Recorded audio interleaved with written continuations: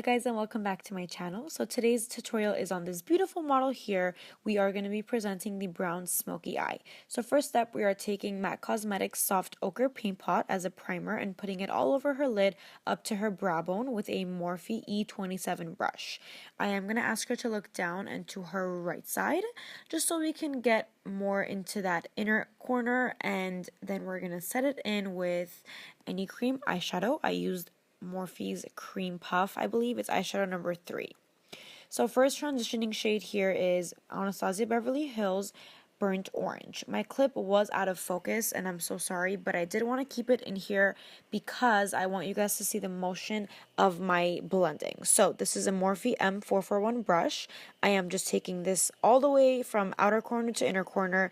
Super careless, you don't have to be precise with this. This to be super blended and faded up to her brow bone area.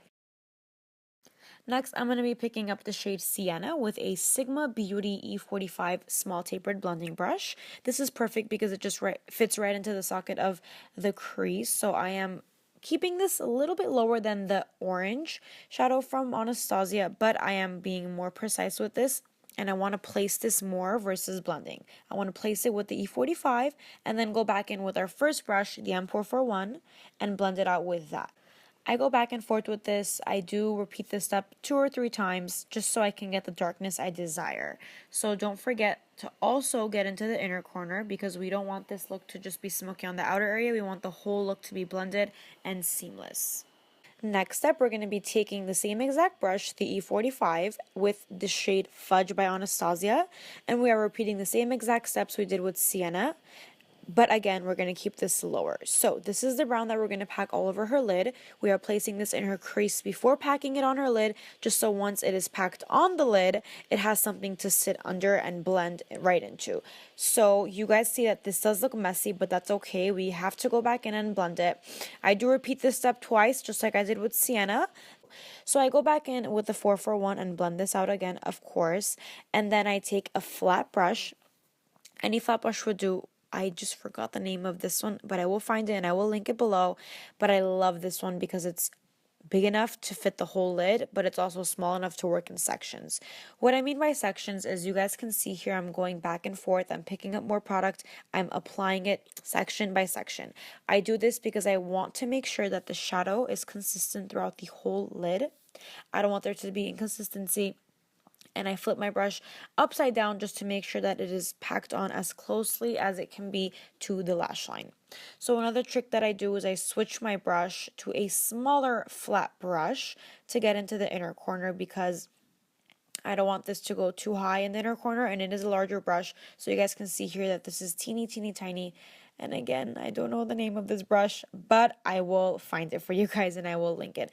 So starting with the face, we're going to just be wiping away any additional fallout that we had.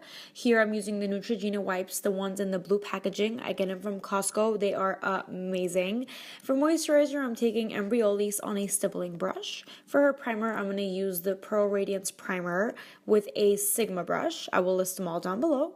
And then moving on to her foundation. For foundation, we're going to be using the Estee Lauder Double Wear Foundation in the shade Tawny. This might look a little bit darker than her skin. It's not. I promise you, once we highlight, contour, and set everything, it just falls right into place.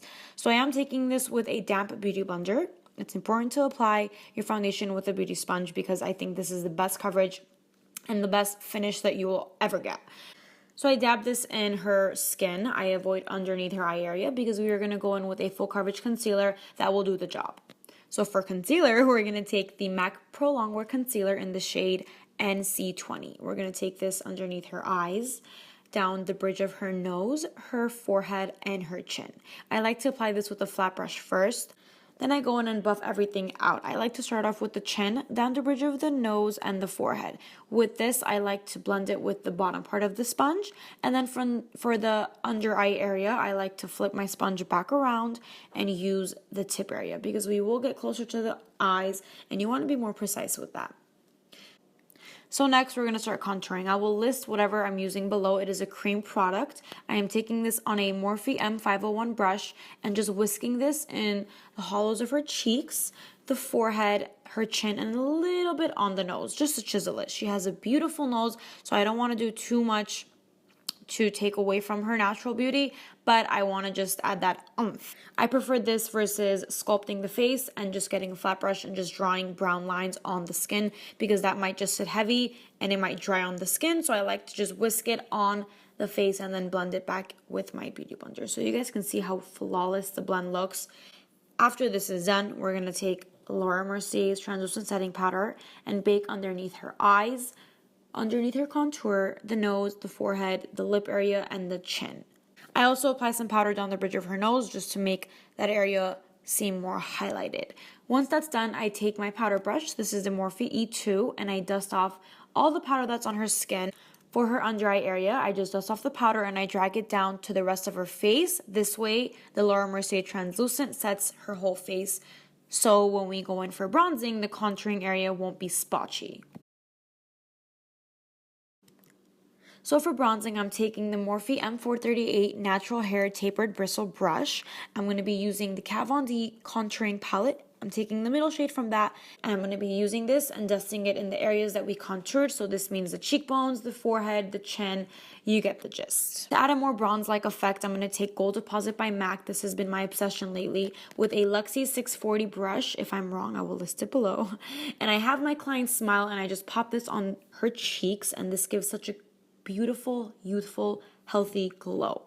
So once that's done, I'm going to take my favorite blush, which is a Warm Soul by MAC, on the same exact brush, and I'm just going to dust this over top of that glow.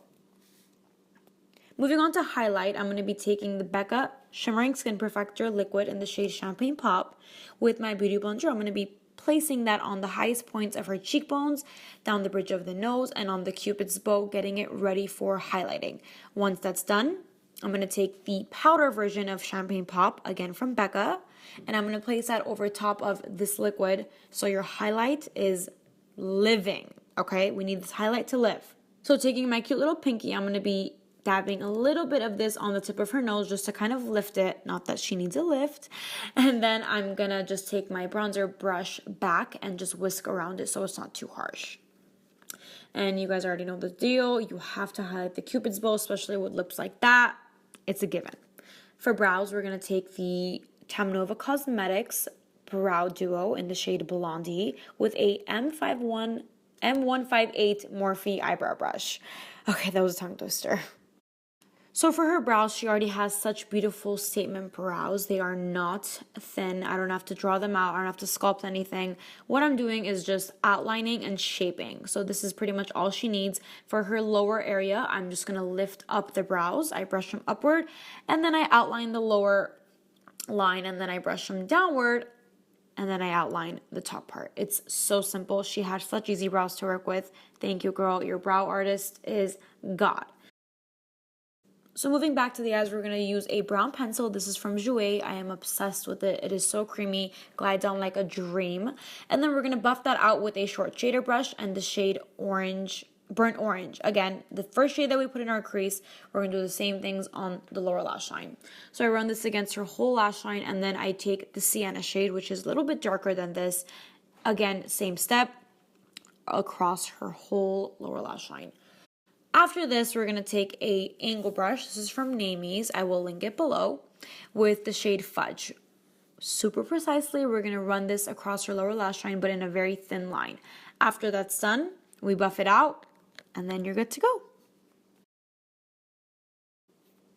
So for lashes, this is going to be our strip. It's going to be the RWSP from Namies. Flare mediums, flare longs, single mediums, and single longs to customize the best lash. So first, I just pop on the strip lash. I make sure that the glue is tacky and both ends are secure. Then I take the flare long blacks, and then I start off with the outer area and work my way towards the inner area. So we want the outer area to be the longest and the most flared out. So what I do is I place it, and then I pinch the lashes together. I do a flare, and then I do a single in between the flares. So that is what gets the wispy-like effect. And I make sure that they're sparsed apart, not too close to each other, so it's not just one full thick looking lash. I make sure that it's wispy. I have the client look at me and then look back down just so I see where my work is going. And now you guys can see the difference. So much more drama of a voom, wispiness, and it's light because it's just one strip. After that's done, we're going to take black eyeshadow and just run that across the lash line to cover the glue. Next up, we're just going to carve out her brows. We're going to take a precision brush from Morphe. It will be listed below. And the concealer that we use underneath our eyes. So we just run this across to clean up everything. And this will act as our highlight because it's bright enough and it's matte. So that's what I want with this look. For lips, I wanted something nude and glossy just to contrast perfectly with the dark matte eyes. So I went in with this House of Shades lippy in the shade Bear. It is a beautiful sheer nude color. And on top of that, we put the Kylie Cosmetics So Cute Gloss. It is the perfect combination. And once that's done, this look is complete. I hope you guys enjoyed. I really had fun creating this. If you guys like, please give it a thumbs up. And I'll see you in my next video.